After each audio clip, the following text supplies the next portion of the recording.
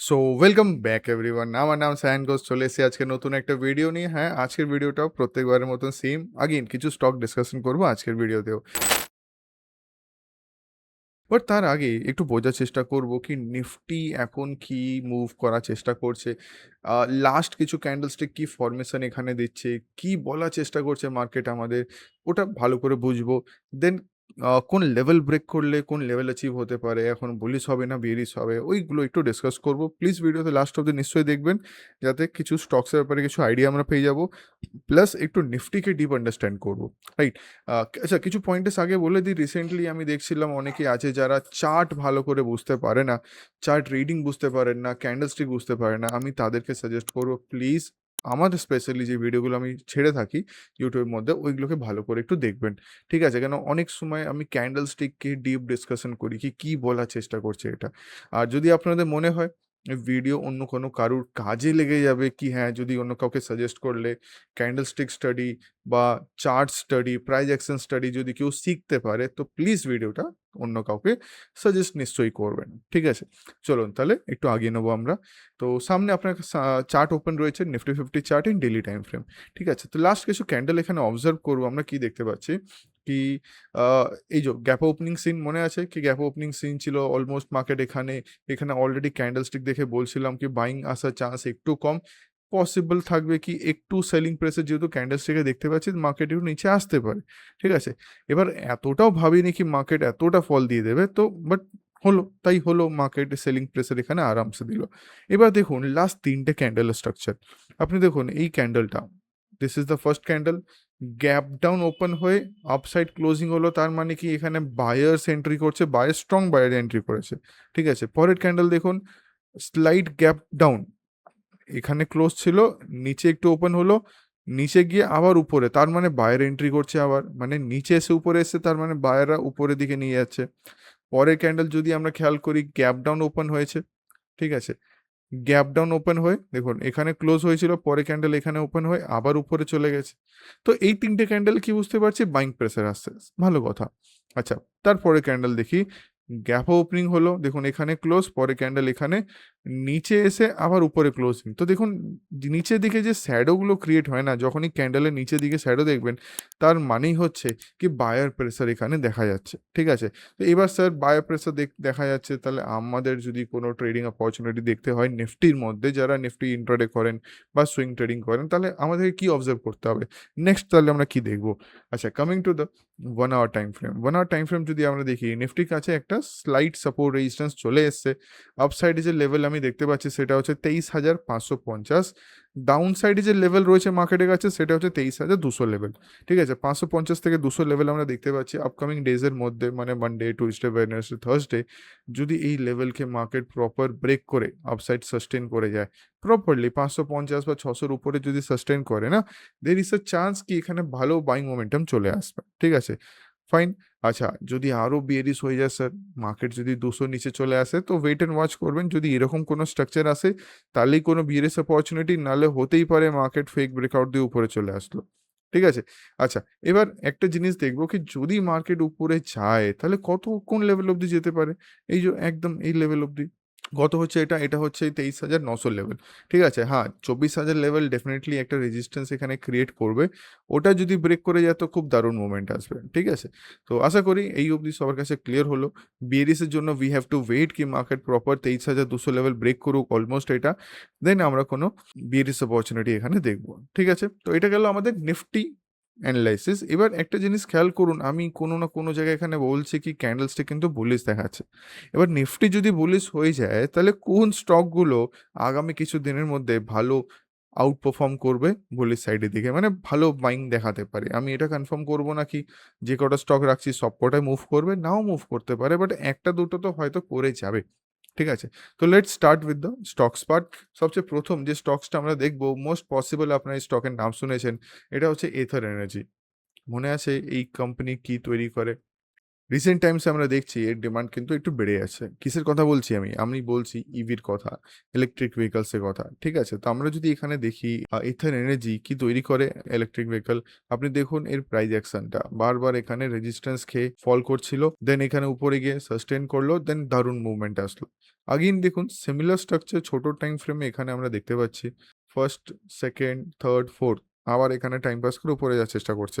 তো এক্সপেক্টেড এটাই আপনি এখানে দেখুন আরো বেস্ট হয় যে নিফটিতে একটা জিনিস বললাম না কি উপরে গিয়ে যদি এরকম যায় তাহলে দেখুন সেম জিনিস এখানে ফরমেশন চলছে।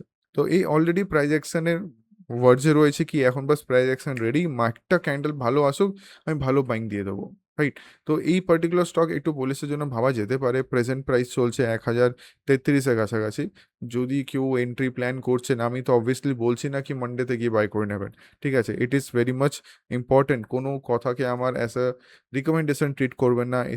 It is very much important. এখানে জাস্ট একটা রিসার্চ জাস্ট একটা এনালাইসিস পোস্ট করা হচ্ছে। ঠিক আছে? কোনোভাবে কিন্তু আমরা এখানে কোনো রিকমেন্ডেশন দিচ্ছি না। ফাইন।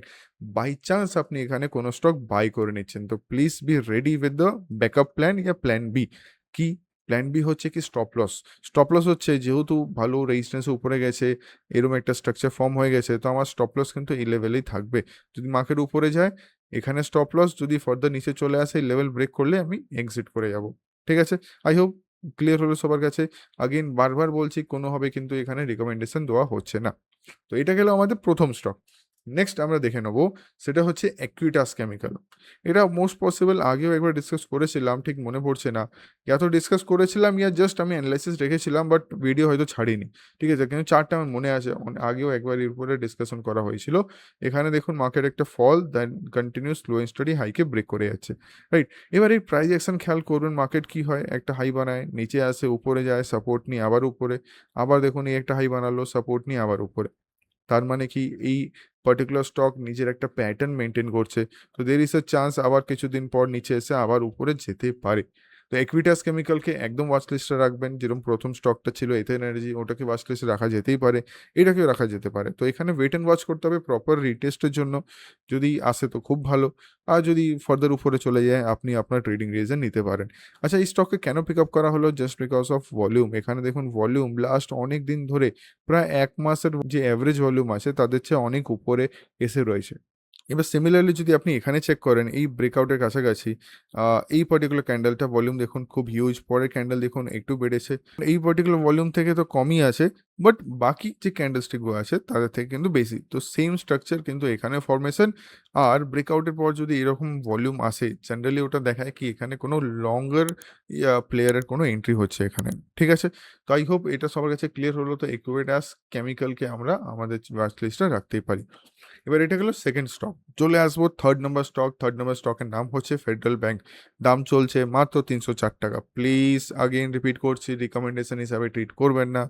রিজন হচ্ছে কি আপনারা যদি ভুল এন্ট্রি করে নেন লস কিন্তু আপনাদেরই ফেস করতে হবে। ফাইন?